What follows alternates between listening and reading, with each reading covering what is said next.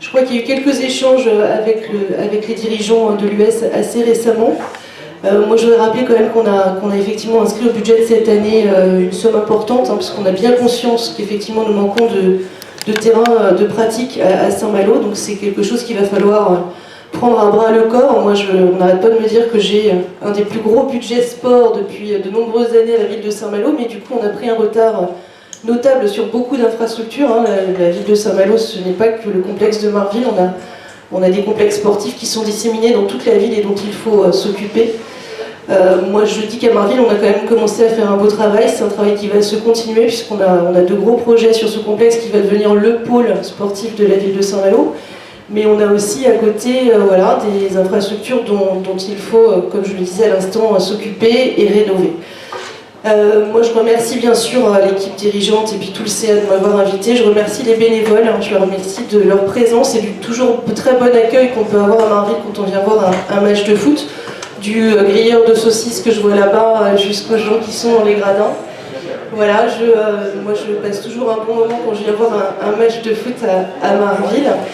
Et puis je voulais vous dire qu'on reçoit la FIFA demain, puisqu'on a une délégation de la FIFA qui vient, donc on va aider fortement le sport féminin et le football féminin surtout à se développer à Saint-Malo, puisqu'on organisera en mois d'août 2018 la Coupe du Monde des moins de 20 ans donc à Saint-Malo en relation avec d'autres villes bretonnes.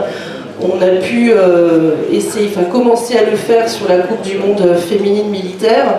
Et donc on repart là sur la Coupe du Monde donc féminine des moins de 20 ans. C'est pas toujours facile à dire. Voilà, donc on les reçoit demain, ils viennent visiter les infrastructures de Marville, on leur fera bien sûr le meilleur accueil, je crois que l'USSM est dans le coup avec nous pour les recevoir, et puis ça nous permettra sûrement aussi là de demander des subventionnements plus importants pour améliorer la qualité de pratiques sportives et notamment footballistiques à Saint-Malo. Voilà ce que je voulais vous dire, donc on compte bien sûr sur tous les bénévoles de l'USSM au mois d'août 2018, mais je sais qu'ils répondront présents, et puis bien sûr aux équipes dirigeantes pour faire de ce moment un grand moment du football féminin à Saint-Malo et puis amener les filles sur les terrains de foot.